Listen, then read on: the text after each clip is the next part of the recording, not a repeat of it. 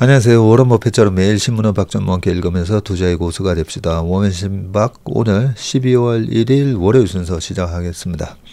12월의 첫날인데 월요일이네요. 자, 월요일부터 시장이 만만치는 않습니다. 일단 웜의 소통 읽고 기사 읽어보도록 하겠습니다. 저에겐 노력 없는 운은 없는 듯합니다.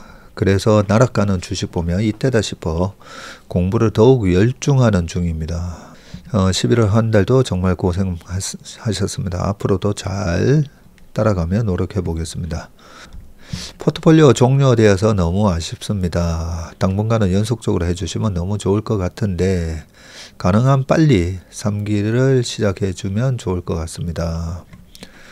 저의 경우는 정확히 따라하고 있지는 않고 옆에서 변화를 지켜보며 느낌과 감을 키우는 것 같습니다. 물론 그 외에 다른 학습들이 선행이 되어야 하겠지만요. 특히 1기 1, 2등님 것도 보여주셔서 더 도움이 됩니다. 해주시는 분들은 부담을 지고 하시겠지만 하루빨리 다음 편이 보고 싶습니다. 네. 내일 있을 월간 전망 촬영 때 저희 오프라인으로 와서 청강하시는 분들한테 제가 포트폴리오 매니저 따라하기에 또 여러가지 피드백 좀 들어보고요. 이번 3기는 지금 코스닥 시장이 되게 강하잖아요. 그래서 종목별로 보면 참 먹을 게 많긴 합니다. 먹을 게 많긴 한데 저희가 이때까지 대형주 중심으로 좀 운영을 해오고 있고 중소형주에 대해서는 약간 좀 스트릭트하게 하는 부분이 있는데 이 중소형주장이 화려한 중소형주장이 오는데 이게 안 먹을 수는 없고 바이오 같은 경우에도 ETF를 좀 활용하면 되거든요. 그리고 코스닥이 좋아 보이면 코스닥 150 ETF도 있고 그런 부분도 있기 때문에 이 부분을 갖다가 이 부분이 어떻게 좀 포트폴리오에 반영이 되는지 그런 거를 보여드려도 될 것 같은데 저희가 중소형주를 잘하는 매니저가 있긴 해요. 근데 워낙 중소형주는 이 변동성이 심하고 그래서 좀 고민이 많이 되긴 합니다. 변동성 심한 주식을 잘 따라 하실 수 있을까? 우리가 또 그걸 잘 리드를 해드릴 수 있을까? 이런저런 생각에 하는 게 맞나 안 하는 게 맞나 하는 게 맞는지 안 하는 게 맞을지에 대한 고민은 저의 고민은 무조건 그걸 따라 하시는 분이 도움이 될까 안 될까 그 기준으로 지금 판단을 하고 있기 때문에 제 마음에 어떤 확신이 생기면 말씀을 드리겠습니다. 일단 내일 피드백 한번 들어보고 또 말씀을 드리겠습니다. 이번 주 지수 맞추기 한 번 맞고 계속 틀려서 당분간 매수 매도 안 하고 지켜보기로 했습니다. 뭔가 시장의 흐름이 나랑 안 맞을 때는 쉬겠다 이런 말씀이시다 그죠?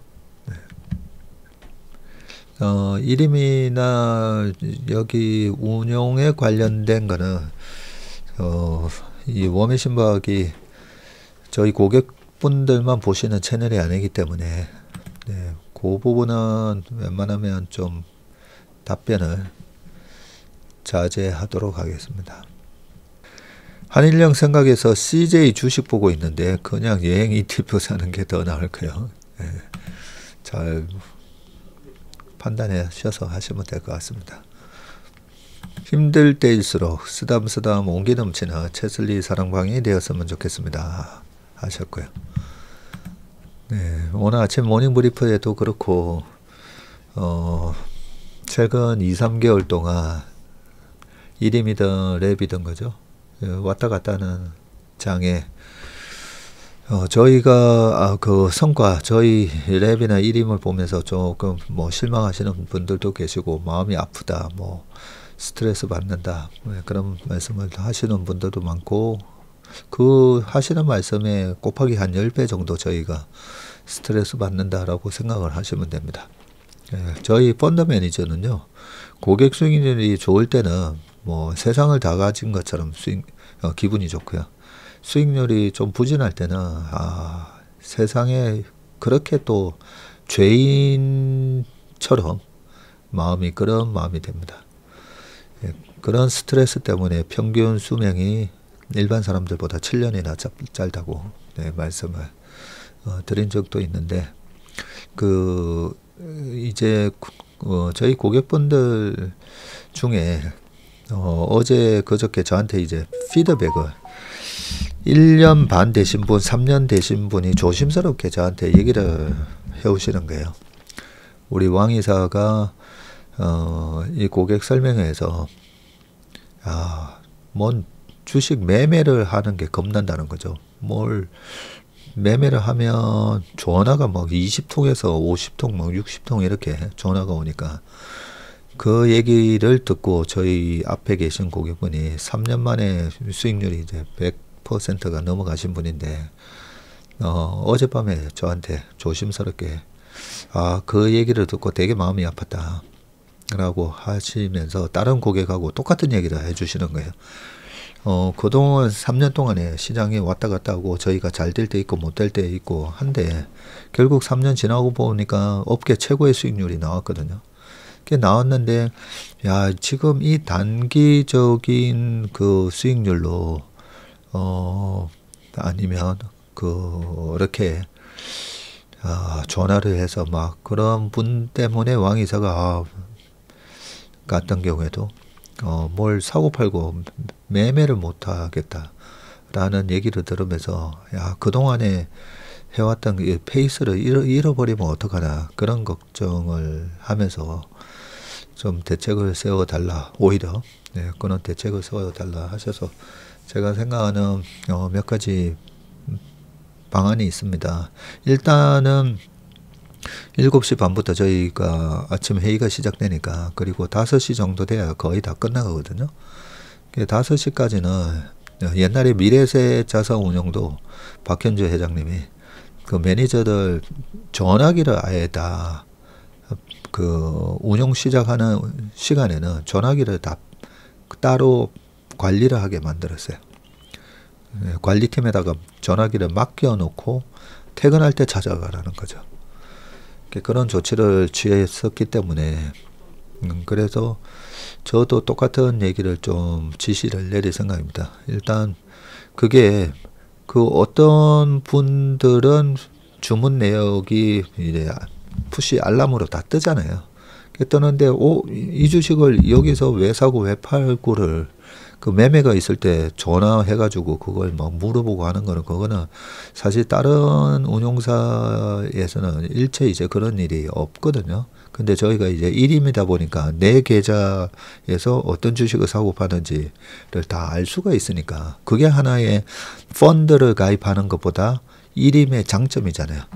돈을 어디로 보내는 것도 아니고, 내가 개설한 삼성증권이든 아니면 뭐 신한증권이든 내 명의로 내가 개설한 내 계좌에 저희가 임을 맡아서 그 계좌에서 주식을 매수 매도만 하는 거다 보니까 어떻게 운용이 되는지 다 볼 수가 있잖아요. 그렇게 투명성이 보장이 되기 때문에 이름을 선호하시는데, 가장 큰 단점이 그걸 매매하는 걸 보면서 입을 댄다는 말이죠. 근데 오랫동안 주식을 해오셨는데 이게 프로의 영역이구나라는 걸 느껴져서 저희한테 이름을 했는데, 어떻게 보면 정말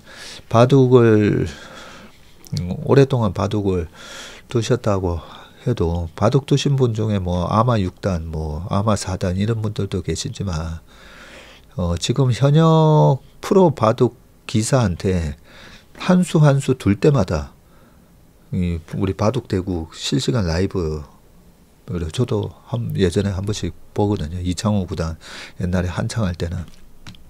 근데 바둑 한 수를 뜨는데 저 수를 왜 떴을까라는 상황에서 예전에 이세돌 구단이 알파고를 이길 때도 마찬가지였고요.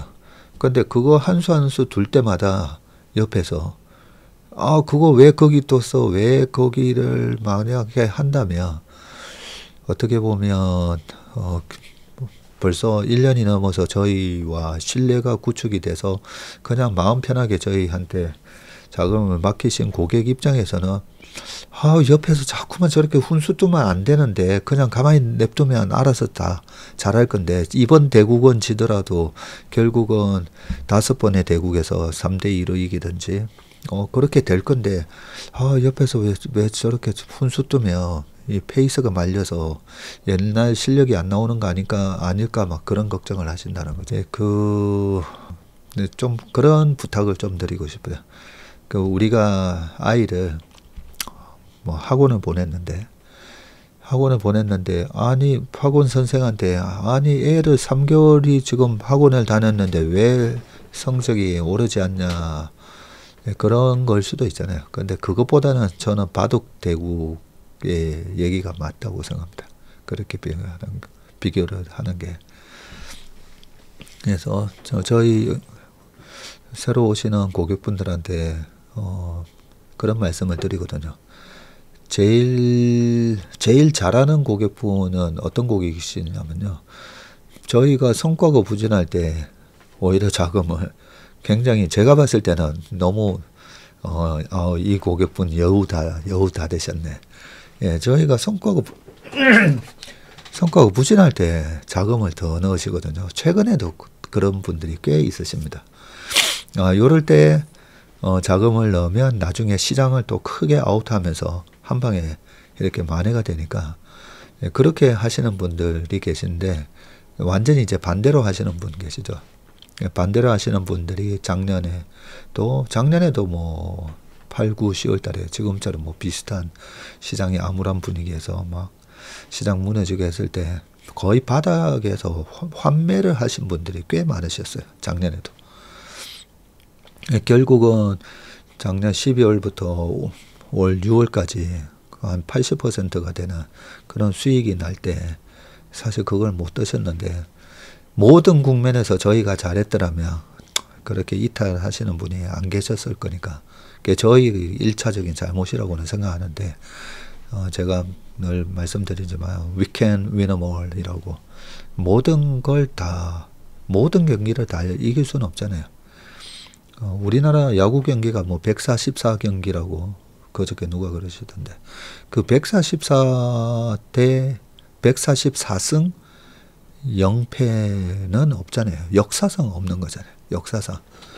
옛날에 그 김성근 감독님이 SK 와이번에서 그렇게 잘하실 때도 그때 7연패인가 8연패 뭐 그런 거 보면서 제가 아니 어떻게 저렇게 강한 팀도 어떻게 7연패를 하지? 그런 생각이 했었거든요.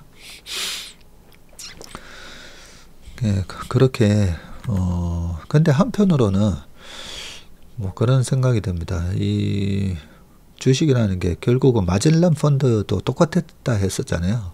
그 마젤란 펀드가 그렇게 연평균 29% 수익이 나면서 600배가 넘는 상승을 했었는데 그 절반 이상이 손해 났다 그러잖아요. 네, 밑에서 환매하고 올라가면 펀드 가입했다가 떨어지면 또 환매하고 본전되면 찾아가고 그게 반복이 되면서 그랬다는 말이 있는데 이 주식이라는 게 주식도 마찬가지입니다. 어쨌든 주식에 있어서도 성과가 나오기까지는 저희는 저희의 그 자존심이 그거거든요. 그래도 3년 평균으로 봤을 때 저희가 그동안에 연평균 20% 정도 수익은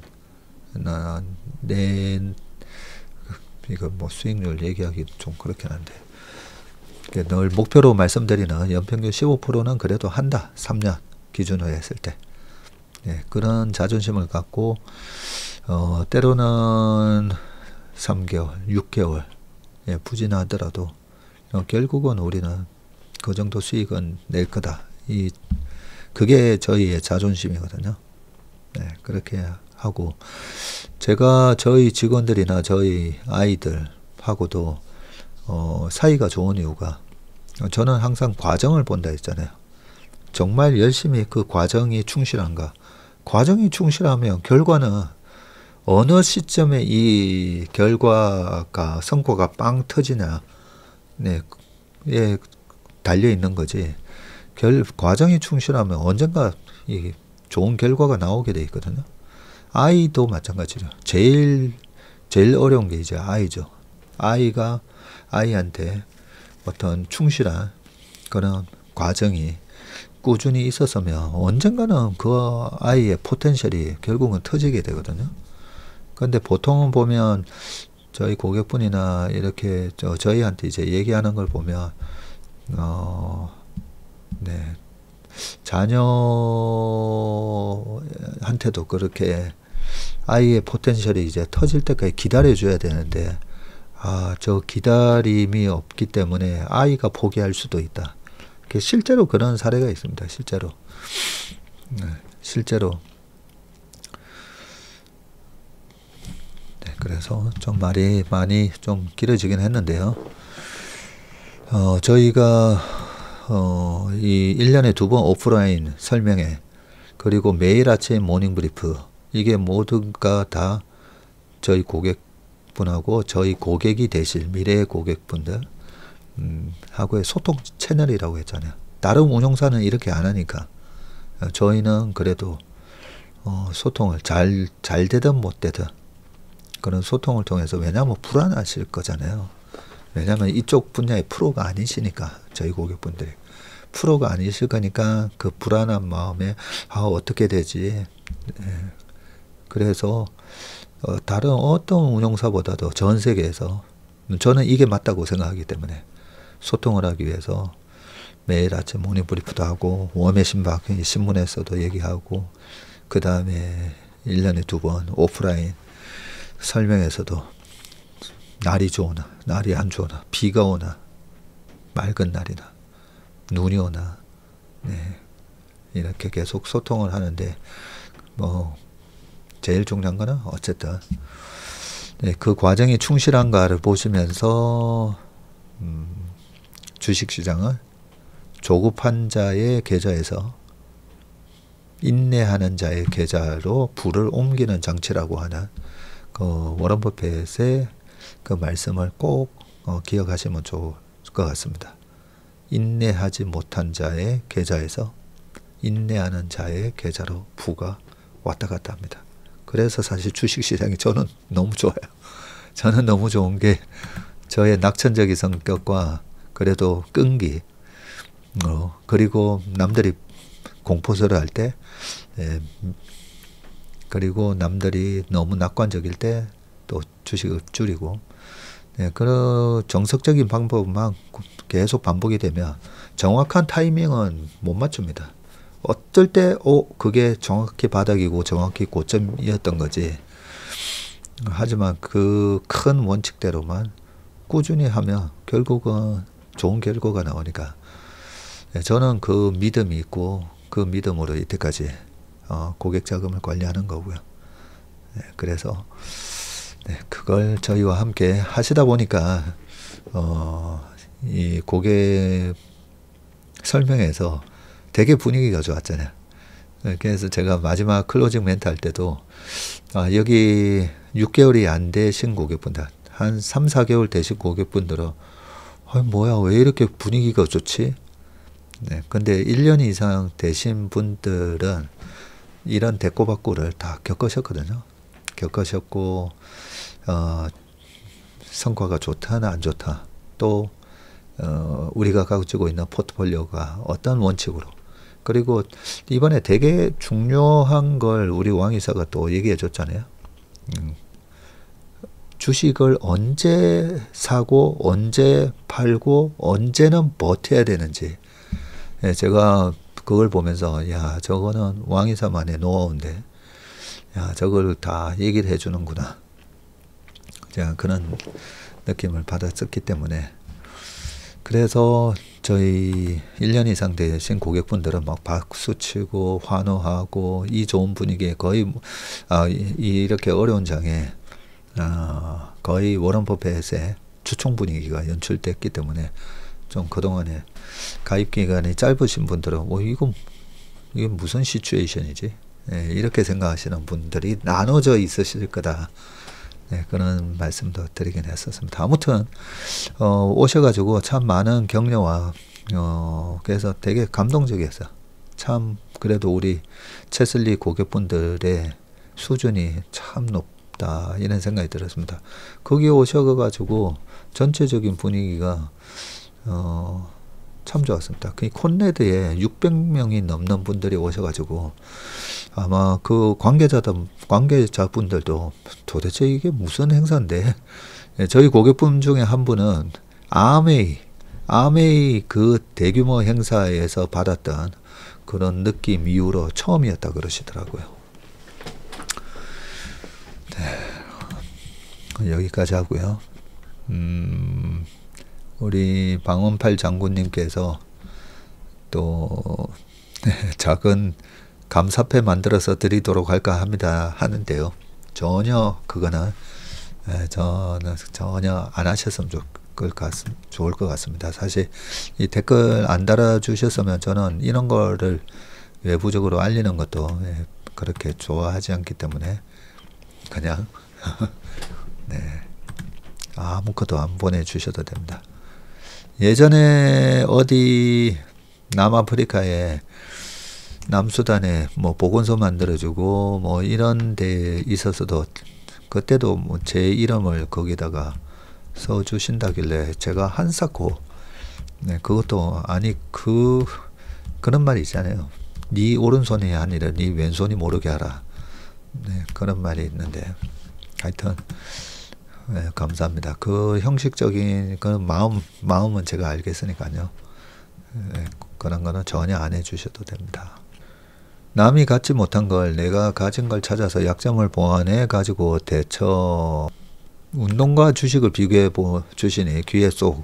오랫동안 마라톤을 해서인지 장투하는 저 자신을 발견했네요. 운동할 때는 상위 3%, 페이스메이커도 잘했는데 주식은 오래 보유하니 손실은 거의 없는데 수익이 보유기간에 비례 더 많아지지는 않네요. 복리 효과를 못 누리는 게 무언가 문제인데 아직 답을 못 찾겠네요. 그 답이 뭐냐면요. 밸류에이션입니다. 밸류에이션. 우리가 얼마까지 가져가야 되느냐 해서 소위 말해서 워런 버핏식의 투자 방법. 이 퀄리티 주식인데 주주 환원이 거의 90% 100%예요. 그러면 그냥 가만히 갖고 있으면 됩니다. 가만히 갖고 있으면 그러면 그 회사가 ROE라고 그러잖아요. 자기 자본 대비해서 수익을 얼마나 내는가. 연 ROE가 20% 나온다 그러면 연평균 수익률이 20% 정도 나오는 게 답입니다. 그런데 주식시장이라는 게 거품과 또 패닉이 있잖아요. 그래서 아니 이 회사에 투자함으로써 벌어들일 수 있는 수익은 연평균 20인데 미리 뭐 200% 수익을 내놓으면 그러면 팔아야죠. 예를 들면 테슬라 같은 경우에 2020년, 21년도에 너무 오버슈팅 했을 때 그럴 때는 팔아야 되거든요. 근데 그걸 팔아야 되는지에 대한 부분이 얼마가 올랐느냐가 아니라 이 회사는 연평균 성장률이나 이런 거 감안했을 때 얼마 가야 되는 주식인데 너무 지나치게. 그래서 제가 그때 2020년에도 이 회사는 1조 달 가는 기업입니다. 언제? 앞으로 5년 안에. 근데 뭐 1년도 안 돼가지고 그죠? 1조 5천억 달러 이렇게 됐을 때 투자자들이 2030년 되면 테슬라가 전기차 2천만 대 판다고? 그걸 한 유튜브 테슬라를 좋아하시는 분도 그걸 가정으로 얘기하시더라고. 회사에서 발표한 내용을 그대로 믿고. 그거는 다 그냥 상식적으로 생각해봐도 답이 아닌 거거든요. 그래서 그 2천만 대에 대한 이 장기적인 전망 자체가 잘못했기 때문에 그런 걸로 오버페이스합니다. 주가가 오버페이스하면 마라톤 똑같아요. 오버페이스하면 어떻게 되죠? 그 10km, 20km도 못 따서 자빠져서 쉬어야 되잖아요. 오버페이스하면서 엄청 빨리 달리는 게 빨리 갈 것 같지만 오버페이스 해버리면 자빠져가지고 그죠? 결국 자빠져서 끝까지 완주도 못 하잖아요. 그래서 주가가 오버페이스 했다 싶을 때 파는 게 맞습니다. 팔고 나면 나중에 자빠지게 돼 있거든요. 자빠지면 그때 다시 사야죠. 그리고 그 펀더멘탈이 되는 그 기업이면 결국 다시 주가가 올라올 게 뻔하기 때문에. 그래서 그냥 장기적으로 그게 그 밸류에이션이 안 되면 장기적으로 가져가시는 것도 괜찮은 게 오버페이스 했다가 다시 자빠졌다가 그리고 또 올라갔다가 하면서 그 ROE에 맞게끔 주가가 올라가는 거기 때문에. 근데 우리나라 기업 중에는 ROE는 좋은데 주주 환원을 안 하네. 그래서 우리나라 주식이 장투가 맞지 않았던 겁니다. 그걸 제가 계속 이 시장에서 그런 얘기를 하고 결국은 뭐 상품 개정 등을 통해서 이제는 소액주주의 가치가 선진화되고 있기 때문에 이제는 그 리스크는 없어졌어요. 우리나라 증시에 있었던 그 싱크홀들 주주 가치 뒤통수 치는 그런 싱크홀들이 많이 지금 없어졌습니다. 마음 상담소 참 좋네요. 주변인보다는 스스로에게 보내는 피드백으로 내 행동의 레파토리를 수정해야 하는 경우도 있어요. 의심의 여지 없이 맞았던 나를 바꿔야 되는 경우요. 나이를 먹을수록 그런 듯 합니다. 내 역사를 너무 샅샅이 뒤지는 것도 적당히 해야겠어요. 가장 중요한 게 자유인데 이제 내가 피땀 흘려 번 돈으로 투자하는 것도 세금으로 통제하려 드는 게 맞는지 모르겠습니다. 해외 투자는 안 하면 안 되는 세상인데 우리 기업들이 그렇게 좋아도 오늘도 내리고 외국인이 파는 게 심상치 않은 듯 합니다. 하셨습니다. 작두콩차 진하게 물 대신 끓여서 꼭 먹겠습니다. 작년인가 재작년에도 이 작두콩차 먹고 난 이후로 거의 한 2년 좋았던 것 같습니다.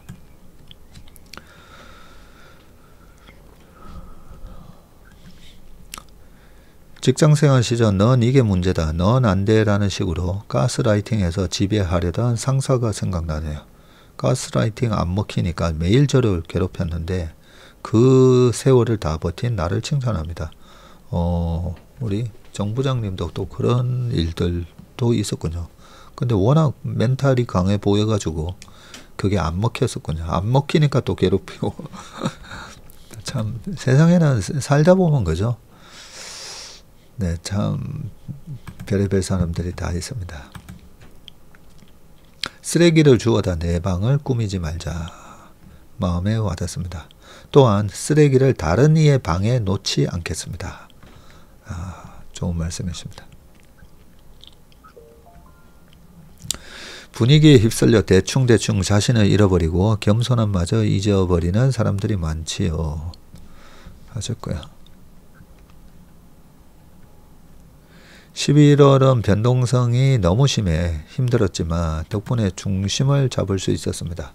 일매를 하면서도 참고만 하고 적극적으로 따라하지 않고 조방은 중심으로 포트를 가져와 수익이 좋지 못했는데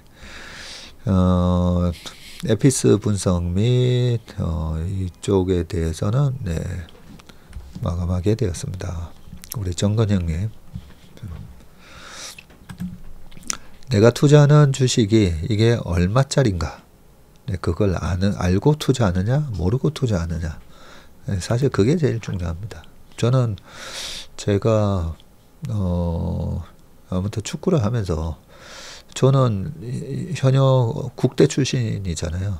그러면 일반 투자자들하고 어떤 차이가 있나, 그 고민을 많이 참 했었는데요. 이 밸류에이션 능력 차이가 있구나, 그 생각을 했습니다. 그래서 그 능력을 키우셔야 됩니다. 우리 그 인턴십을 하시는 분들은 계속 리포트 분석이라든지 이 기업이 어느 정도 밸류에이션, 어느 정도 가격에서 거래가 되는 게 맞는지 그 부분에 대해서 끊임없이 배우고 계시지 않습니까? 그죠?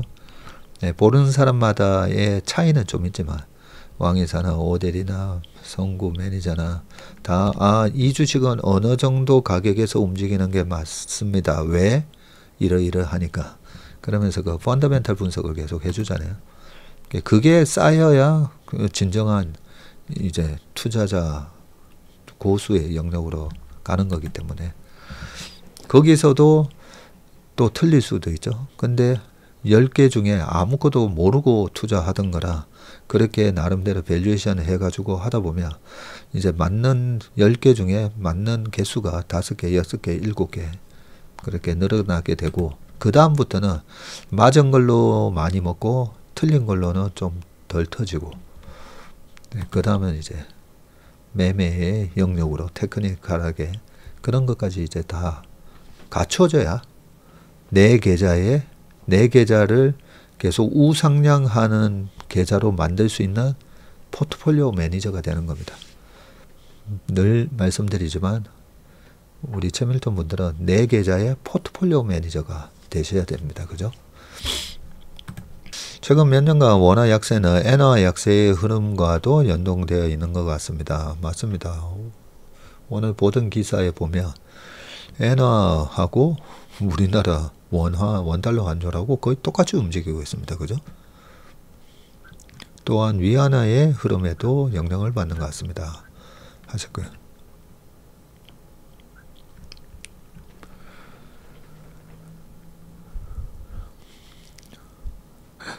신기하게도 울 남편은 최슬리 계좌를 묻지도 않고 계좌를 가끔 바라보는 저도 1도 걱정되지 않습니다. 아직 현역이라 2, 3년 후에나 염려하게 될 듯합니다. 고객의 계좌를 내 돈보다 더 귀하게 여기시는 마음이 느껴집니다. 네. 사람의 진정성은 IQ 70이 강아지도 알아본다고 말씀드렸지 않습니까? 그죠? 저 사람이 내 돈을 소중하게 여기는지 안 여기는지는 강아지도 알 수 있습니다.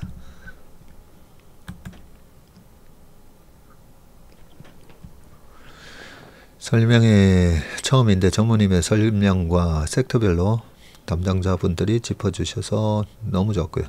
3시간 반을 진행하는데 제가 2시간 반 때도 쓱 뒤로 돌아보고 깜짝 놀랐잖아요. 그 빽빽하게 그 600분들이 거의 안 나가시고 다 계시길래 나중에 3시간 반, 6시 시작해서 9시 반 됐을 때도 정말 깜짝 놀랐습니다. 한국 시장은 여전히 프로들만의 세계인 느낌이네요 하셨습니다. 맞습니다. 이 한국 시장이 어려운 시장이라고 했잖아요. 우리 지피지기님이 그날 생강청도 주고 가셨는데 투자 설명회를 듣고 평소 믿고 있었지만 종목별 투자 목적을 자세히 설명해 주셔서 더 신뢰가 쌓이는 시간이었습니다. 패딩 선물 감사합니다. 네, 이번에 통큰 선물 패딩을 700장 저희 고객분의 도움을 받아서 제작을 해서 다 나눠드렸습니다. 겁이 많아 밤길 운전 피하는데 웜의 심박 들으며 오니 덜 무서웠어요. 집에 도착할 점에 마음 상담소를 읽어주셨는데 오늘도 참 좋으네요. 틀렸다고 말하는 것도 참 어려운데 그렇게 할 수 있는 건 내 자신이 단단해졌을 때인 것 같아요 하셨습니다. 그 생강청 무거운 걸 또 그날 들고 오셔가지고 감사합니다. 그날 끝나고 그때까지는 긴장해서 그런지 배가 하나도 안 고팠거든요. 그런데 9시 반 끝나고 좀 가시는 분들 중에 또 저한테 직접적으로 이런저런 말씀을 해주시는 분하고 얘기 다 하고 나니까 10시. 그리고 남은 거 정리한다고 저희 직원들 이래저래 하는데 갑자기 이제 허기가 지는 거예요. 허기가 지는데 또 저희 직원들 그날 저녁도 못 먹을 거 뻔히 아니까 이래저래 저 이태원에 보면 터키 레스토랑에 있습니다. 카라반인가? 네, 그 코엑스 안에도 있고요. 그 식당을 경영하시는 저희 고객분이 또 그 저희 직원들 먹으라고 그 많은 양의 음식을 설명해 오시면서 또 들고 오신 거예요. 그게 끝나고 나니까 그 케밥, 네, 샌드위치처럼 케밥 이래 돼 있길래 그걸 이렇게 쥐고 먹는데 꿀맛이었습니다. 근데 그걸 먹는 걸 보고 또 우리 이성준 대표는 또 뭐 또 짠했다고 그러긴 했는데 뭐 짠할 건 없는데 네, 그 앉아가지고 그 케밥이래 물이 남은 게 없어가지고 누가 먹다 남은 물하고 같이 이렇게 먹으면서 먹었는데 참 꿀맛이었습니다. 그런 고객분들이 계시기 때문에 저희가 이 어려운 시장을 이악 물고 대응할 수 있는 것 같습니다.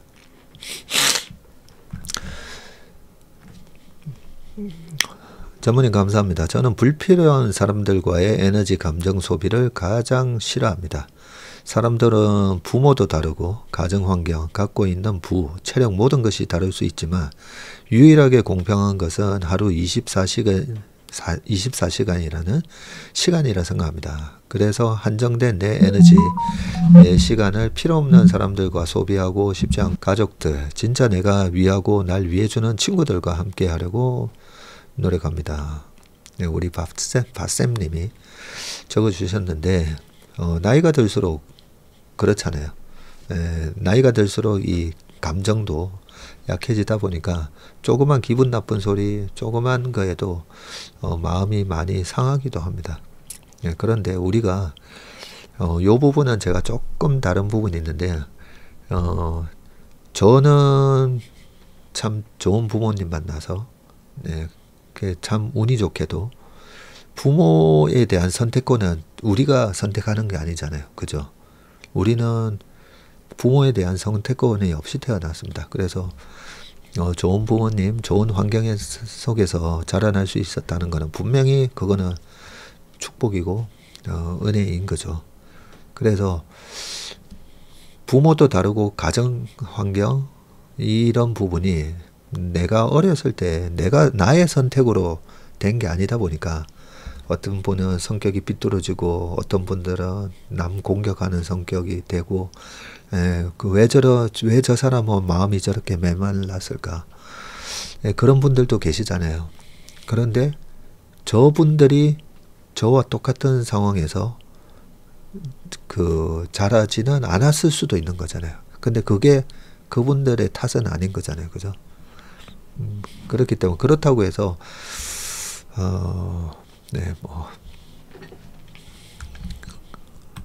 그것 때문에 저는 큰 사회적인 어떤 빚이 있다라고 생각합니다.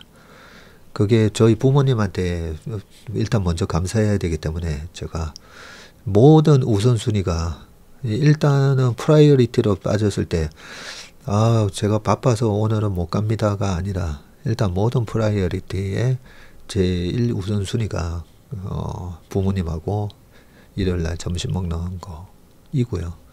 네, 뭐 어떨 때 이제 안 될 때도 있습니다. 안 될 때도 있긴 한데 우선순위가 저도 이제 부모님한테 잘해야 되고 그거는 너무나 당연한 건데 가끔씩 이 불필요해 보이고 내 에너지와 감정을 갉아먹는 사람이라 하더라도 그게 꼭 그 사람의 잘못이지는 않을 수도 있다. 그런 생각을 해서 일단 사람을 만날 때는 제가 그런 거에 대한 어떤 기준을 두지는 않습니다. 근데 기준을 두지도 않는데 좀 만나다 보면 나이가 40이 넘어서는 사람 성격이 안 바뀌거든요. 나이가 40이 넘어서는. 40이 되기 전에 저 사람은 너무 이기적이야. 쟤는 너무 그런 거는 제가 다 용서합니다. 용서하는데 나이 40 넘어가지고 특히나 나이 50, 60 넘었는데도 어떤 예의가 없다든지 사람 마음을 만나는 사람의 에너지를 정말 다운시키고 에너지 뱀파이어 역할을 하는 분들이 있잖아요. 그러면 저도 이제는 좀 피하기도 합니다. 근데 그 사람을 미워하지는 않습니다. 쓸데없는 얘기로 너무 시간이 지났습니다. 자, 이제 신문기사 읽어보겠습니다. 자, 신문기사 읽어보겠습니다. 앞에는 반독점, 윤리규제, 허들, 뒤에서는 구글이 맹추격. 오픈AI는 챗GPT를 출시한 뒤 지난 3년 동안 경쟁자보다 빠르게 AI 모델과 서비스 성능을 키워오면서 AI 경쟁의 속도전에서 빅테크를 압도했다는 평가다. 하지만 오픈AI가 챗GPT 이상의 다양한 AI 서비스를 구현하는 통합 플랫폼이 되기 위해서는 수익 모델 확보뿐만 아니라 해결해야 할 과제도 적지 않은데 테크 기업들 단골 고민인 반독점 규제 같은 법률 리스크와 저작권 문제, 아동 안전, 콘텐츠 윤리 문제, 거세지는 빅테크의 반격 등이다. 챗GPT는 구글의 제미나이 등 다른 경쟁사 모델과 비교해 이용자 수가 많고 영향력도 큰데 글로벌 AI 챗봇 시장에서 챗GPT 점유율은 81%로 압도적이고요. 지금 81%군요. 10명 중 8명이 사용하는 것인데 또 사람들이 챗GPT를 마치 구글 검색처럼 활용하면서 구글 등이 독점적 지위를 누렸던 검색 엔진 시장에도 강력한 경쟁자로 떠오르고 있다. 이것 때문에 사실 작년에 구글의 주가가 상대적으로 약했었던 거죠. 그러다가 지금은 반대로 되고 있습니다. 오픈AI가 성장할수록 미국이나 EU 등에서 반독점 규제를 적용받게 될 가능성도 커지는데 과거 구글은 검색 엔진과 광고 시장에서 독점 혐의로 미국 법무부와 연방거래위원회와 소송을 하기도 했고 메타 역시 인스타그램과 왓츠앱이 경쟁을 제한한다는 이유로 FTC와 법적 다툼을 하고 있습니다. 애플과 마이크로소프트도 유럽에서 비슷한 혐의를 받고 있고요. AI 콘텐츠와 관련한 아동 안전, 콘텐츠 윤리 문제도 계속 불거지고 있고 지난 8월 미국에서 극단적인 선택을 한 16세 청소년의 가족들이 챗GPT가 죽음을 유도했다면서 오픈AI를 상대로 소송을 제기했고요. 오픈AI 측은 아동 청소년을 위한 가이드라인을 마련했지만 이용자들이 이를 쉽게 우회할 수 있다는 점에서 우려는 계속됩니다. 오픈AI 역시 AI 모델 학습 데이터와 관련한 저작권 소송 리스크에서 예외가 아니고요. AI 모델 클로드의 앤스로픽은 지난 9월 자신의 책이 불법 이용당했다면서 저자들이 제기한 소송에서 15억 달러에 합의하는 것으로 소송을 마무리했습니다. AI 학습용 고품질 데이터는 고갈되는 상황에서 현재의 LLM의 기술적 한계를 뛰어넘어 추격하는 경쟁자를 따돌려야 하는 과제도 안고 있고 AI 칩부터 클라우드 서비스 AI 모델과 이를 장착할 하드웨어 기기까지 이미 AI 관련 생태계를 자체적으로 구축하고 막강한 작업력을 가진 구글이 오픈AI의 가장 강력한 경쟁자로 떠올랐고요. 이달 구글이 제미나이 3와 나노 바나나 프로를 공개하자 시장에서는 구글이 이미 오픈AI를 따라잡았거나 일부분에서는 앞섰다는 평가가 나오고 있습니다. 이런 우리 소비자들이 실제 사용해 볼 수 있는 그런 제품이나 서비스인 경우에는 직접 해보면 되잖아요. 근데 지난주 금요일 날 이런저런 자료 만들면서 이 제미나이를 한번 써봤더니 굳이 제가 유료로 쓰고 있는 챗GPT를 안 써도 되더라고요. 워낙 정리가 깔끔하게 잘 되어 있어서 깜짝 놀랐습니다. 거기다가 유튜브나 구글 검색 거기에 엄청난 데이터들이 지금 있잖아요. 그런 거 감안을 해보면 저는 구글이 결국은 예전에 페이스북이 틱톡 때문에 주가가 박살났다가 그 다음에 나중에 지금처럼 메타 주가가 엄청나게 올랐잖아요. 한 3년 사이에. 약간 구글이 그런 모양처럼 되지 않을까 그런 생각이 들고, 늦어도 제가 봤을 때는 내년 요맘때, 늦어도가 아니라 조심스럽게 내년 요맘때 되면 저는 구글이 시총 1등일 수가 있겠다는 생각을 합니다.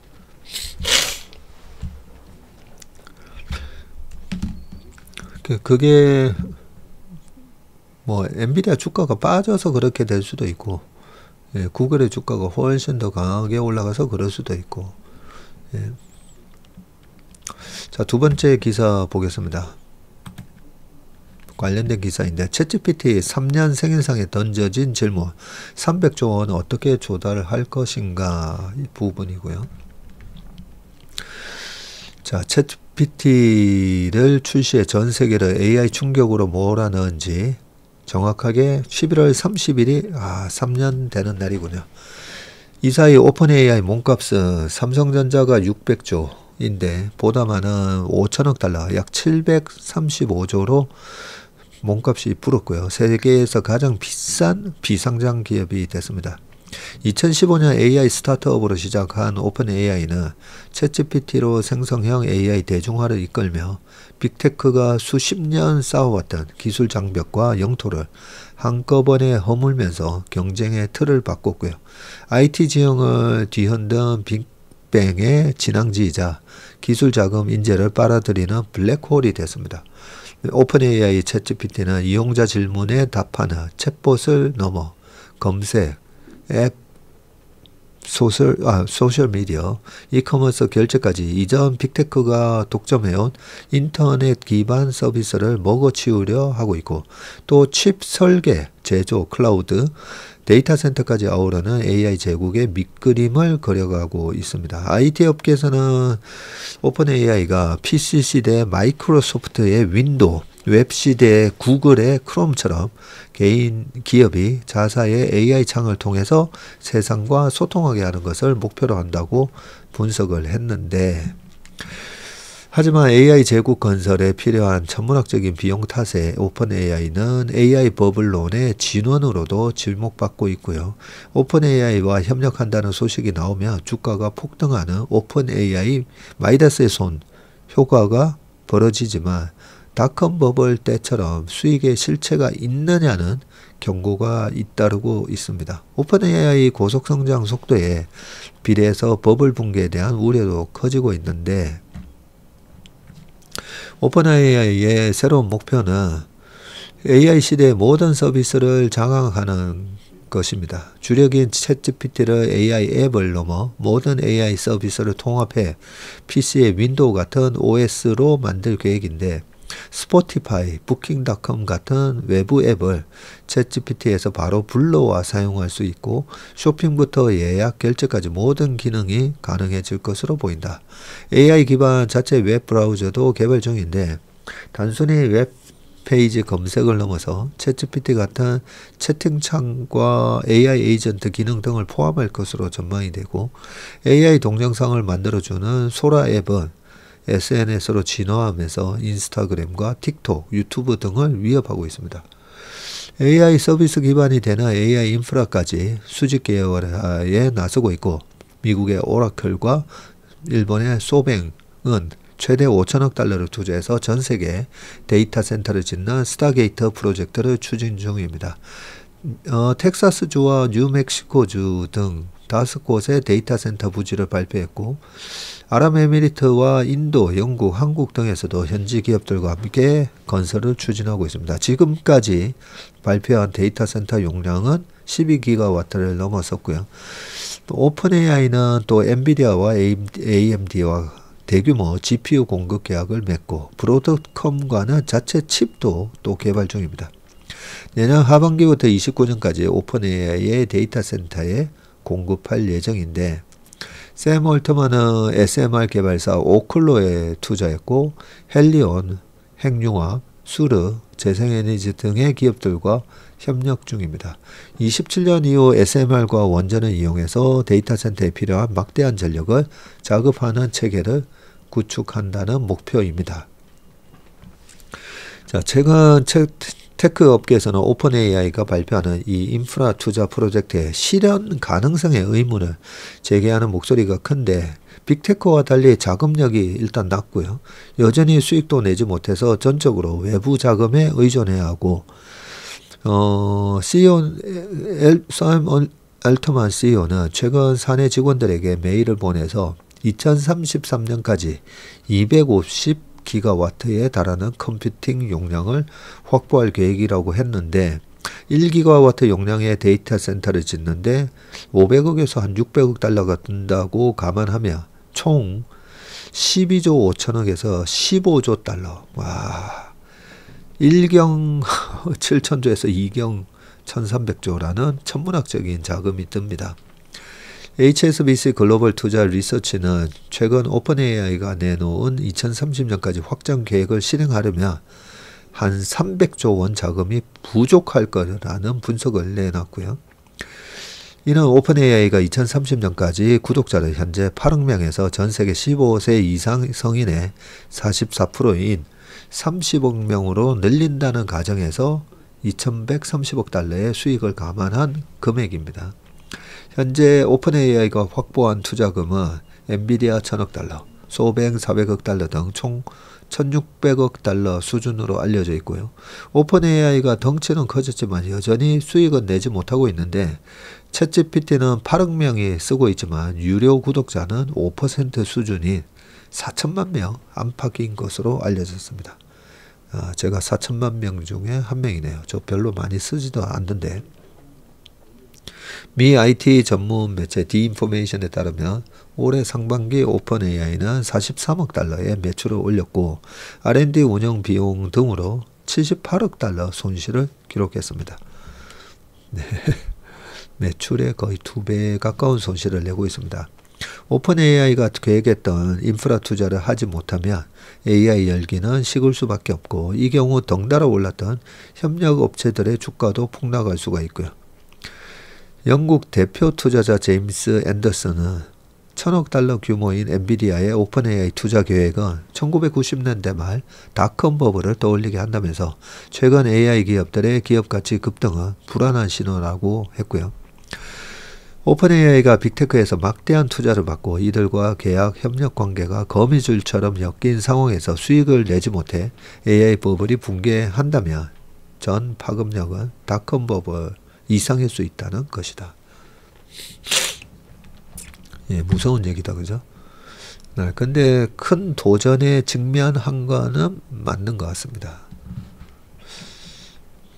예, 항상 우리가 투자할 때 경쟁 우위, 예, 이런 걸 좀 따져봐야 되는데, 이 시장이 커지는 거는 뭐 당연한 건데, 그 커지는 시장에서 누가 1등이 될지, 예, 그거는 아직까지는 모릅니다, 그죠? 자, 그 다음 기사는 120년 만의 기회, 원자력 잠수함이 바꿀 국가의 운명이라고 되어 있는데, 자, 이 사진이 뭔가 1905년 9월 대한제국을 찾은 앨리스 루즈벨트 일행이고요. 앨리스는 미국 26대 대통령 시어도 루즈벨트의 딸이군요. 왼쪽부터 고든 패덕 주한미국 대리공사 앨리스 루즈벨트, 그리고 약혼자 닉 롱워스. 촬영 장소는 미국 공사관 현 미 대사관저. 조선인은 앨리스를 세계 최고국의 공주라 부르며 열렬히 환영을 했고요. 고종은 대한제국을 일본으로부터 구원해 줄 사람으로 여겼다라고 되어 있습니다.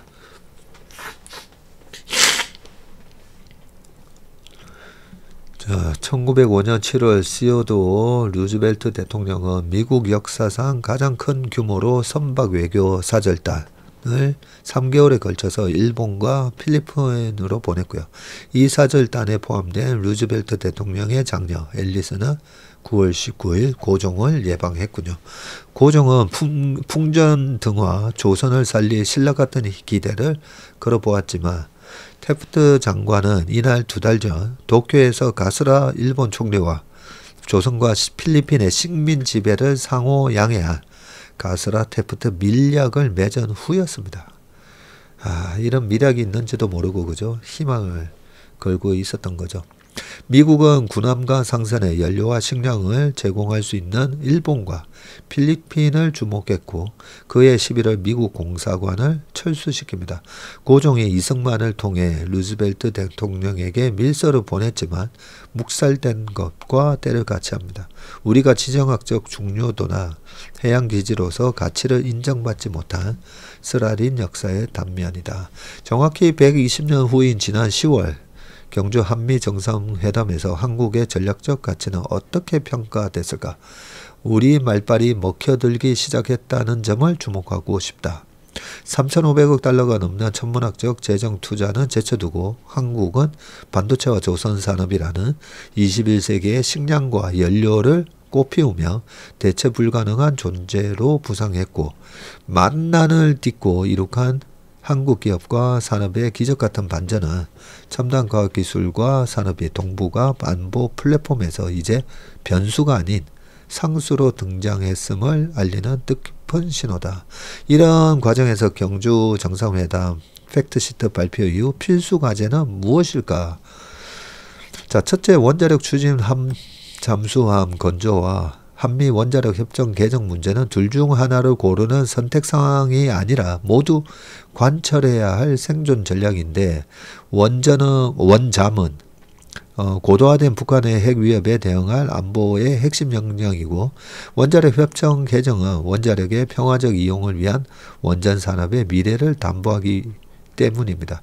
이제 미국은 1988년 일본에 허용한 20% 미만의 우라늄 농축을 한국에도 전면 허용할 때가 됐고요. 이것을 허용하지 않으면 원자료 26기를 가동하고 있는 세계 5대 원전 보유국 한국이 원전 연료인 농축 우라늄을 자체 공급할 길이 원천 봉쇄돼서 세계 농축 우라늄 공급 위기 발생할 엄청난 국가적 위험에서 헤어날 수 없게 됩니다. 발생할 시 세계 농축 우라늄 공급의 40% 이상을 과점하고 있는 러시아에 대한 의존이 심화될 수 있다. 둘째는 트럼프 대통령의 레임덕이 시작되기 전이 향후 1년 안에 양국 간에 상당한 수준의 법적 문서 합의가 이루어져야 된다는 것이고요. 그러네요. 자, 셋째는 원잠 건조 장소와 핵연료의 종류 결정에는 열린 자세로 임해야 되는데 팩트시트는 한국 측이 원하는 20% 미만의 농축 우라늄을 사용할 것인지 미국이 사용하는 90% 이상의 고농축 우라늄을 완전 봉인해서 사용할 것인지에 대해서는 침묵하고 있다. 건조 장소가 한국인지 미국 필리조선소인지도 한미 간에 엇박자를 내고 있고 양측 안 모두 장단점이 있고요. 우리 국내 산업 육성을 당연히 고려해야 하겠지만 한반도의 안보와 평화 유지라는 대의 앞에서 너무 우리 주장만 고집해 소탐대실해서는 안 된다. 끝으로 좁은 한반도 해역 내 원잠의 추적 기능과 유용성의 의문을 제기하는 미시적 관점의 주장도 있는데 그러나 북한 핵무기 고도화가 심각한 수준에 이르렀고 우크라이나 전쟁 이후 러시아와 특별한 기술 제휴를 통해서 북한이 전략 핵 잠수함 건조에 박차를 가할 가능성은 매우 높다. 이에 대응할 원잠 보유는 어느 때보다 절실하다. 캐나다의 경우 30년 이상 노후화된 영국제 디젤 잠수함을 교체해야 할 시기에 있고 생존 위협이 되는 주적이 눈앞에 없다는 점에서 우리 상황과는 비교가 되지 않는데 호주의 경우에는 수십 년이 걸린 원잠 도입 결정만으로도 벌써 국가 안보 신인도가 상승하고 있는 등 국가별로 상황이 다양해서 원잠의 효율성을 획일적으로 판단하기는 어렵다. 냉전 시절 소련의 전략 핵 잠수함이 군집한 오츠크해의 킴차카 반도 해군 기지를 미 해군 핵 잠수함이 첨단 대잠수함 기술과 작전술로 효과적으로 차단한 경험은 북한 전략 핵 잠수함 봉쇄와 억제는 물론이고 동북아 해양 질서와 평화 유지에도 크게 기여할 것이다. 그렇게 되면 지난 30여 년간 맥없이 끌려온 북핵 문제를 해결할 의외의 실마리를 찾을 수도 있을 것이다. 120년 전 치욕을 넘어서 국가의 운명을 바꿀 절호의 기회가 우리 앞에 놓여 있다. 근데 옛날 참 요때를 보면 참 씁쓸하다, 그죠? 이렇게 와서 거의 소풍 온 것처럼 그 전에 가스라테프트 조약까지 맺고 왔었는데 여기에 정말 조선을 살릴 신라 같은 희망을 걸고 있었으니, 그래서 우리가 힘이 없으면 참 그죠? 역사적으로 이렇게 치욕적인 그런 일들이 벌어졌기 때문에 패권전쟁을 얘기하신 김태우 교수님처럼 말씀처럼 우리가 새로운 산업혁명이 일어났을 때 그 기술적인 우위를 우리가 가져가면 100년 동안 우리가 패권을 질 수 있다. 그 말씀이 딱 우리한테 지금 필요한 부분이 아닌가 생각됩니다. 한일 환율 주가 금리 패턴 쌍둥이처럼 닮아간다. 아까 댓글에서도 나왔었는데 그죠? 올해 들어서 한국과 일본의 금융시장이 동조화 코무브먼트 동조화. 보통은 이제 커플링이나 디커플링이나 이렇게 또 표현을 많이 하고요. 그죠? 원화 엔화 환율, 주가 금리 등이 비슷한 시기에 비슷한 방향과 움직임을 보이고 있는데 양국 주가 상승률은 연말로 갈수록 상승 곡선을 그리고 있고 같은 기간 원화와 엔화의 달러 대비 가치는 나란히 떨어지고 있습니다. 반면 중국은 한국, 일본과 다른 길을 가고 있고요. 위안화 가치는 오르고 금리는 내려가고 있습니다. 그렇네요. 최근 1년 환율이 비슷하네요. 이때는 저거 계엄 사태 때문에 우리나라 환율이 좀 높았었고 일본은 쭉 떨어졌다가 다시 올라와 있습니다. 원화 엔화는 올해 내내 거의 비슷한 곡선을 그렸는데 달러 대비 원화 환율이 올해 초 비상계엄 여파로 1470원 선에서 시작됐다가 새 정부 들어와서 1350원 선까지 내려왔는데 다시 1400선을 훌쩍 넘었습니다. 엔화 역시 연초 약세를 띠며 1달러당 157엔까지 올라갔고요. 그러다 글로벌 경제 불확실성 증가에 따른 안전자산 수요가 커지면서 엔화는 다시 140선대로 내려왔습니다. 이후 완화적 통화정책을 선호하는 다카이치 총리가 취임하자 다시 155엔을 넘어서면서 엔화 가치가 하락 중입니다. 증시도 비슷한 상황인데 올해 4월에 연중 최저치를 찍었다가 올해 하반기부터 급등하고 코스피는 10월 27일 사상 최초로 4천을 뚫었고요. 니케이도 같은 날 사상 처음으로 5만 선을 뚫었네요. 양국의 국채금리도 비슷한 흐름인데 일본의 10년 만기 국채금리가 작년 11월 연 1% 수준이었는데 지난 27일 1.82까지 올라왔어요. 다카이치 총리 취임 이후 돈 풀기에 대한 기대감이 컸기 때문이고요. 한국의 10년 국채금리 역시 이재명 정부 출범 이후 같은 기간 연 2.7에서 3.3까지 올라왔습니다. 중국의 금융시장은 한국, 일본과 반대 흐름이고요. 중국 위안화는 연초 1달러당 7.3 위안이었는데 올해 연말에는 지금 7.08까지 내려왔습니다. 위안화가 절상된 거죠. 중국 국영 은행들이 달러를 매입해서 환율 변동성을 줄이는 방식으로 꾸준히 위안화 가치를 높여왔다고 하고요. 중국의 10년물 국채금리는 1년 전 2%에서 현재는 1.8입니다. 허준영 서강대 교수는 중국은 미국과 무역 전쟁을 대비하면서 실탄을 아끼는 차원에서 국채 발행을 억제하고 있다라고 합니다. 2010년대만 해도 한국과 일본의 금융시장은 서로 엇갈리는 경우가 많았고요.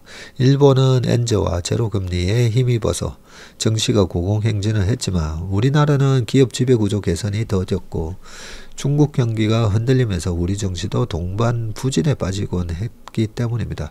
최근 들어서 일본과 비슷한 패턴을 보이는 것은 한국 경제의 중국 의존도가 낮아지는 대신 미국 경제의 흐름과 정책에 더 큰 영향을 받는 구조로 바뀐 때문이라는 분석이 있고요.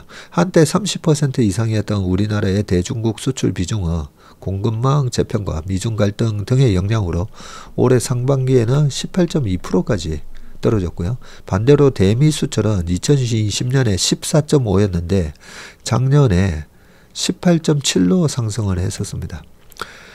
미국 AI 투자 사이클의 낙수 효과를 한국과 일본, 대만이 주로 받는 구조이고 미국 관세 정책에 있어서도 한국은 늘 일본과 같은 카테고리 안에 있다는 점이 한일 금융시장의 동조화 현상을 강화하는 요인으로 작용하고 있다고 박상현 연구원이 얘기했고요. 허준영 교수는 한국과 일본 모두 AI와 반도체 등에 의존하는 산업구조가 갈수록 비슷해지지만 외국 투자자들이 한국과 일본을 하나의 투자처로 생각하다 보니 증시나 환율, 금리 모두 비슷해지는 상황이라고 진단을 했습니다. 자, 그 다음에는 마이클 버리 얘기가 계속 나온다 그죠? AI 붐이냐 버블이냐. 네, 빅쇼크터의 주인공 버리와 젠슨 황의 논쟁이라고 되어 있습니다. AI 붐을 지탱하는 방식이 과거 닷컴 버블과 너무나 닮았다. 엔비디아는 오늘의 시스코다. 네, 마이클 버리가 버블의 결정적 징후, 공급 측면에서의 탐욕에 나오는 대목인데 마이클 버리의 첫 뉴스레터 제목입니다. 버리는 2008년 금융위기를 정확히 예견하며 막대한 수익을 낸 유명 투자자로 빅쇼트의 실제 모델이죠. 자, 버리는 AI는 과잉 공급 사태라고 강조했고 현재 AI 산업은 수요보다 공급이 과도하게 팽창하고 있고 서버, 데이터 센터, AI 칩, 인프라 구축에 천문학적인 투자가 몰리고 있다면서 실제로 그 모든 하드웨어를 정당화할 만큼의 수요가 지속될지는 미지수라고 했습니다. 그의 글은 단숨이 금융 AI 업계에 번지면서 엔비디아에 대한 불안감을 내놓았고요. 그는 엔비디아의 감가상각 회계 처리 문제를 삼으면서 재무 건전성 논란도 제기했죠. 엔비디아가 자체 데이터 센터에 사용하는 서버, GPU 등에 대한 감가상각 기간을 실제 수명보다 길게 잡아서 단기 실적이 실제보다 나아 보이게 했다는 지적인데 AI 기술 발달로 GPU 등 장비 교체 주기가 갈수록 짧아지고 있는데 회계상으로는 여전히 오래 쓸 수 있는 자산으로 처리하고 있다는 것이고요. 감가상각 기간이 길수록 비용 반영은 뒤로 미뤄지게 되고 그만큼 단기 이익은 부풀려질 수가 있는데 버리는 지금은 비용이 적게 잡히지만 시간이 지나면 미뤄둔 감가상각 비용이 한꺼번에 실적을 누를 것이라고 경고했습니다. 그는 2018년 이후 1125억 달러 자사주를 매입해 기업 가치를 과도하게 끌어올렸다고 주장하고요. 엔비디아 투자를 받은 회사가 투자금으로 엔비디아 GPU 등을 사는 순환거래 논란도 제기했습니다. 자, 논란이 되자 엔비디아가 반박문을 보냈는데 비즈니스 인사이더에 따르면 이 반박문 안에는 버리가 제시한 수치와 주장에 대한 구체적인 반박이 담겨져 있는데 일단 버블 거품 논란에 대해서는 AI 생태계는 현재 폭발적인 성장 단계에 있다고 주장하고요. 재무 건전성에 대해서도 GPU의 수명이 길다면서 2020년식 구형 칩인 H100도 여전히 활발하게 사용된다면서 자사주 매입과 관련해선 버리의 주장이 또 과장됐다고 주장하고요. 실제로는 910억 달러 규모의 자사주 매입이었다는 설명을 합니다. 그러자 또 버리가 유니콘과 바퀴벌레 축복받은 사기라는 제목의 글을 통해서 엔비디아가 내 주장에는 반박하지 않고 허수아비를 때리고 있다면서 세계에서 가장 가치 있는 상장 기업이 낸 반박문으로는 믿기지 않을 정도라고 그렇게 좀 조롱을 했네요. 월가와 AI 업계는 버리와 엔비디아의 싸움을 관심 있게 지켜보고 있는데 AI 버블에 대한 불안이 계속되는 상황에서 신뢰할 만한 이야기가 나올 수 있다는 것이고 테크크런치는 버리가 실제로 이길지도 모르기 때문에 지켜볼 만한 가치가 있는 싸움이다 라고 보도를 했습니다. 자, 30% 넘게 폭락한 지금이 오히려 기회, 최후의 성자가 될 이 미국 주식 뭐죠? 재테크 박람회에서 김학주 한동대 교수님이 한 얘기군요. 양자 컴퓨터와 AI가 발전할수록 비트코인의 수요가 퇴색될 것으로 보입니다. 궁극적인 승자는 신기술주가 될 것입니다. 비상장 기업 투자로 4000% 수익을 내 4000%의 사나이로 불리는 김학주 한동대 AI 융합학부 교수가 최근 본지 인터뷰에서 말했다. 서강대 경영학과를 졸업하고 블라블라. 예전에 우리 삼성증권 리서치 센터장도 하시고요. 우리자산 운용 CIO도 하시고 뭐 등등 하셨습니다. 자, 리게팅 컴퓨터와 D-웨이브 퀀텀을 추천한 영상이 최근에 조회수 60만 회를 넘겼다고 하네요.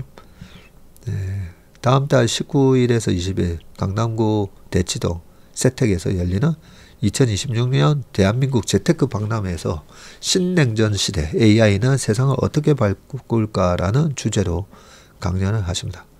그러고 보니까 저랑 같은 날인가요? 네. 같은 박람회를 나오시는군요.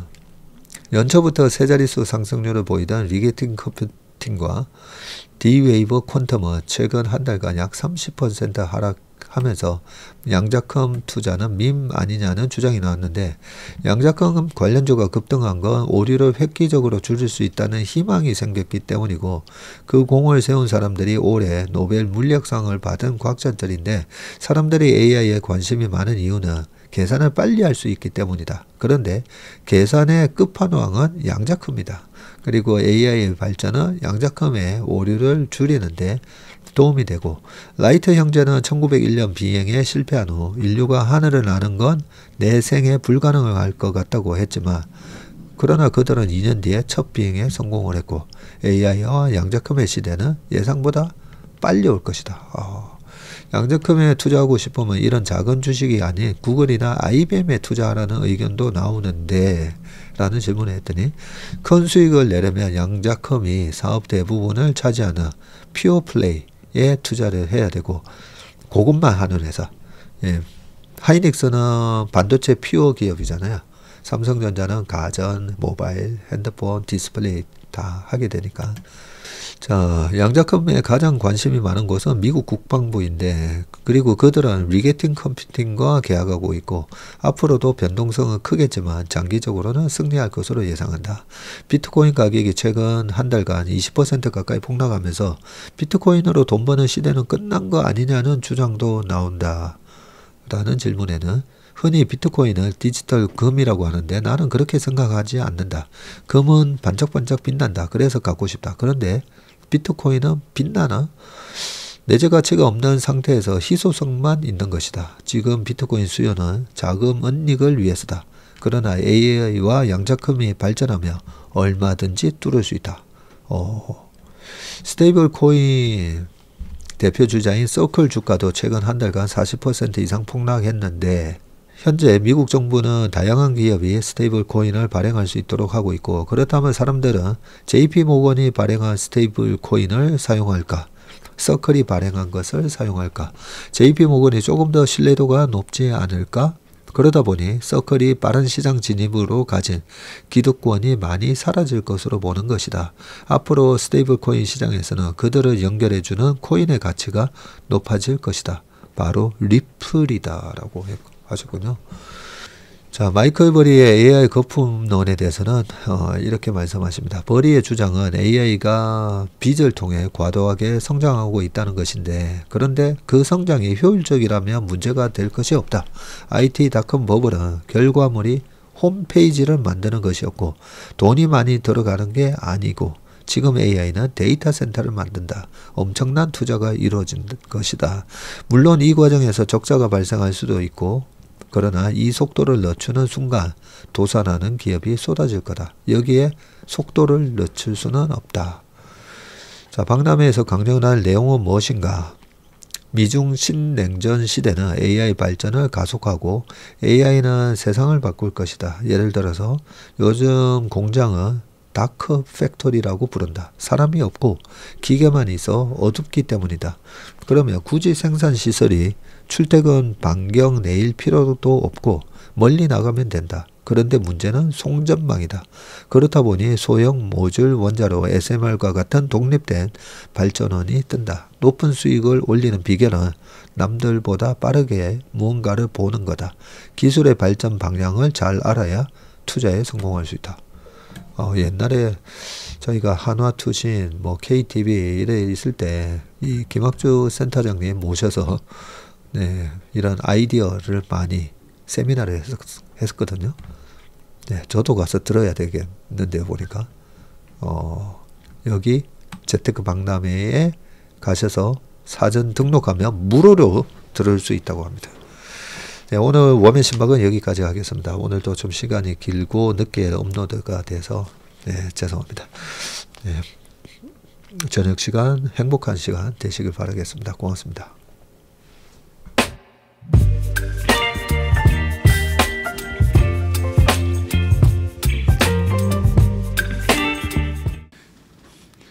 안녕하세요. 채슬리 투자자문의 박세익입니다. 최근 저와 채슬리 이름을 도용해서 투자 사이트라든지 밴드, 텔레그램, 카톡 채널 등에서 이 리딩방으로 유도한 뒤에 금전적인 피해를 입히는 이 사칭 사례가 빈번하게 지금 발생하고 있습니다.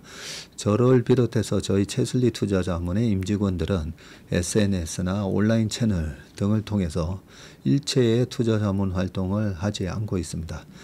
저희는 정식 자문을 하기 위해서는 반드시 저희 회사에 내방하셔서 계약서 작성 절차를 거쳐서 진행되기 때문에 이외의 모든 유료 무료 지금 투자자문 행위는 불법이므로 각별히 주의하시길 바라겠습니다.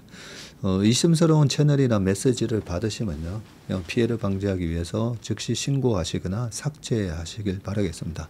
대부분의 사례가 이 사칭 사례에 피해를 보신 분들의 핸드폰을 제가 보면 이 방에 오셔서 무료로 투자를 도와드립니다. 이런 얘기를 하고 있고요.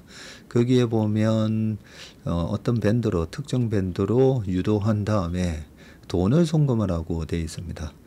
그 과정에서 저희하고의 일체 계약 관계가 없기 때문에 그렇게 돈을 송금하라고 하는 부분에 있어서 특히나 유의를 좀 해주시기 바라겠습니다. 저뿐만 아니라 많은 또 저희 업계의 유명인을 사칭한 그런 사칭방도 많이 지금 기승을 부리고 있는데요. 공통적인 특징이 앞으로 몇백 %가 날 급등주를 알려줄 테니까 이 방에 가입을 하라. 그러고 난 다음에 금전적인 부분을 갖다가 송금을 요청하는 그런 형태의 수법을 쓰고 있기 때문에 그렇게 무료로 주식을 알려드립니다. 이런 문자를 받으시면 바로바로 삭제를 하시길 바라겠습니다. 저희 채슬리와 채슬리 임직원들을 많이 사랑해 주시는 저희 채슬리의 고객분들 그리고 저희 채슬리의 이 구독자분들이 이런 사칭 피해가 일체 발생하지 않기를 바랍니다. 그러면 여러분들의 가정과 일터에서 항상 평화와 행복이 가득하시길 기원합니다. 감사합니다.